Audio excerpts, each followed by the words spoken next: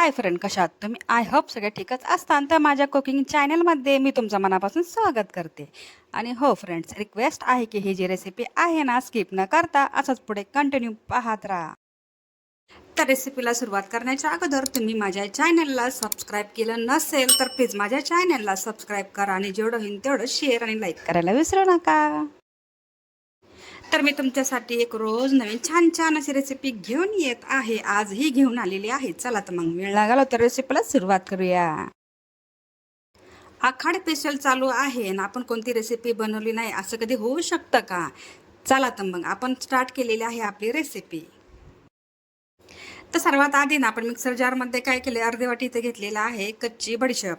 जर तुम्हाला भाजून घ्यायची असेल तर तुम्ही घेऊ शकता, पण आतापर्यंत जे माझा एक्सपिरियन्स आहे ना, तर कच्चीचा जे आपण रेसिपी बनवतो ना, खरंच खूप छान बनते. त्यासाठी तर मी घेतलेला आहे अर्धी वाटी बडीशेप. त्याच्यामध्ये ना 1 टेबलस्पून इथे घेतलेला आहे इलायची पावडर. ऑलरेडी मी करून ठेवते, कारण मला वेळ नसतो रेसिपी शूट करायच्या टायमिंगला, हे सगळं काही जमत नाही. त्यासाठी सर्व मी काय करते, आधीच तयारी करून ठेवते. पण मी काय केलं, आता मिक्सरमध्ये ना थोडीशी इलायची पावडर ॲड केली, थोडीशी आपण ना बडीशेप इलायची पावडरची फाईन अशी पावडर तयार करून घेतली.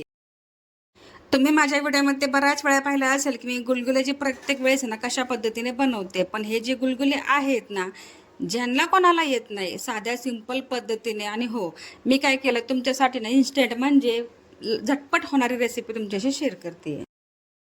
तर आता ह्या बाउलमध्ये ना 2 कप इथं मी घेतलेला आहे गूळ. आपण गूळ जे आहे ना तर बारीक करून घेतलंय, लवकरात लवकर विरघळेल अशा पद्धतीने.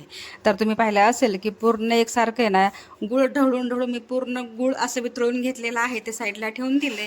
एका पातेल्यामध्ये ना 2 वाटी इथं मी घेतलेलं आहे गव्हाचं पीठ, आणि आपण बडीशेप आणि इलायची जी पावडर तयार करून घेतली तेही ह्याच्यामध्ये ॲड केलेले आहे. मिठाचा वापर केलेला नाही. जर तुम्हाला आवडत असेल तर चिमूटभर तुम्ही ह्याच्यामध्ये ॲड करू शकता. तसंच इथं मी घेतलेला आहे एक छोटासा टेबलस्पून इतकंच ना सोडा. आता सोडा कशासाठी, की तुम्ही जर समजा तुमच्याकडे वेळ नसेल तर तेही फुगतात. तुम्ही पुढे जाल तुम्हाला कळेल की ही म्हणजे सोडा टाकण्याचा परिणाम काय होतो. आणि तुम्ही पाहिलं असेल की आपण इथं काय करतोय, थोडं थोडं ना गुळाचा, फक्त मी कसलाही पाण्याचा वापर केलेला नाहीये. जे गुळाचं पाणी आहे तितकंच पाणी आणि तितकंच पिठामध्ये परफेक्ट असं मेजरमेंट झालेलं आहे. पीठ जे आहे ना, तर गुळाच्या पाण्यामध्ये खूप छान पद्धतीने मिक्स झालेला आहे, आणि बाकीच्या काय गाठी आहेत त्या हाताच्या साहाय्याने फोडून घ्यायच्यात. आणि तुमच्याकडे वेळ जर असेल तर 10 ते 15 मिनिटासाठी काय करायचं, ह्याला भिजत ठेवायचे. तेही टाईम नसेल तर काही घाबरायचं कारण नाही. आपण इथं सोडाचा थोडासा वापर केलाय ना, तेलामध्ये टाकता तुमचे जे गुलगुले आहेत ना, टम्म असे फुगणार. 100% गॅरंटी आहे. गुलगुले बनवण्यासाठी जे बॅटर तयार करून घेतले, तुम्ही पाहत असाल की आपण इथं काय केले, एक गुलगुला जे आहे ना त्याच पिठामध्ये टाकून पाहिलं कशा पद्धतीने आपल्याला पीठ हवंय अशा पद्धतीने इथं पीठ आहे ना मळून घ्यायचे. थोडंसं लूज ठेवायचे, म्हणजेच थोडंसं पातळसर ठेवायचे. घट्ट ठेवलं की तुमचे जे गुलगुले आहेत ना ते एकदम कडक होतील, आणि थोडंसं पीठ आहे ना सॉफ्ट जर ठेवलं ना की तुमचे गुलगुले एकदम सॉफ्ट अशा पद्धतीने होतील. 15 मिनिटासाठी माझ्याकडे वेळ होता ते मी ठेवले. तुमच्याकडे नसेल तर नाही ठेवलं तरी काही हरकत नाही. पूर्ण एकसारखं मिश्रण तयार करून घेतले. फक्त 15 मिनिटाच्या नंतर मी तेलामध्ये ना गुलगुले सोडत गेले. हे तुम्ही रिझल्ट पहा कशा पद्धतीने ना हे गुलगुले तेलात टाकतातच वर यायला सुरुवात झाली आहे.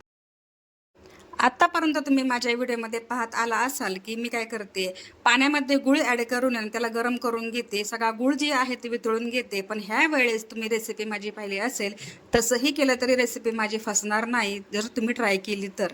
आणि ही रेसिपी जी आहे ना ट्राय केली तर 100% नाही 200% तुम्हाला गॅरंटी देते, तुमची रेसिपी अजिबात फसणार नाही. आखाड स्पेशल आहे त्यासाठी तुमच्याशी ही रेसिपी मी शेअर करते. अगदी आपण बऱ्याच वेळा तुमच्याशी रेसिपी शेअर केली, पण आतापर्यंत माझी रेसिपी ना कुठेही फसलेली नाही आहे. तुमच्यासमोर रिझल्ट तुम्ही पाहू शकता कशा पद्धतीने गुलगुले टाकताच वर यायला सुरुवात झाली. ह्याचा कलरही खूप सुंदरपैकी यायला सुरुवात झाली आहे. आणि हो, खास सांगायचं म्हणजेच मी प्रत्येक वेळेस काय करते, माझ्याकडे वेळ असतो आणि आपण काय करतो की वेळ असलं की ना आदल्या दिवशी किंवा सकाळचं पीठ मळून ठेवतो आणि संध्याकाळी किंवा दुसऱ्या दिवशी सकाळी हे गुलगुले बनवायला घेतात, आणि हे फक्त 15 मिनिटातच हे असे गुलगुले होतात. तुम्ही जरी हे 15 मिनिटं जरी नाही ना भिजवले तर तुम्हाला खरंच मी सांगते, ही पद्धत माझी एकदा करून पहा की कशा पद्धतीने हे गुलगुले तयार होतात. झटपट होणारी ही जी रेसिपी आहे ना, आणि हो, सगळ्यात कमी साहित्यात बनणारी ही रेसिपी आहे बरं का फ्रेंड्स. गव्हाच्या पिठापासून गुळापासून पौष्टिक पारंपरिक पद्धतीने आपली ही रेसिपी आहे बरं का फ्रेंड्स.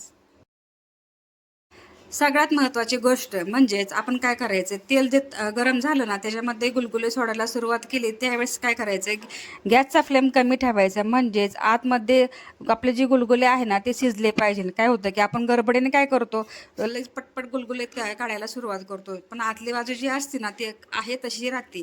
थोडंच ते लक्ष द्यायचं. ह्याला आलटी पलटी करून तुमच्याकडे जेवढा वेळ असेल ना तेवढं चांगल्यापैकी ना हे गुलगुले आहेत तर तेलामध्ये फ्राय करून घ्यायच्यात. तुम्ही पाहू शकता गुलगुले आणि गुलाबजामुनमध्ये काही अंतर दिसते का तुम्हाला?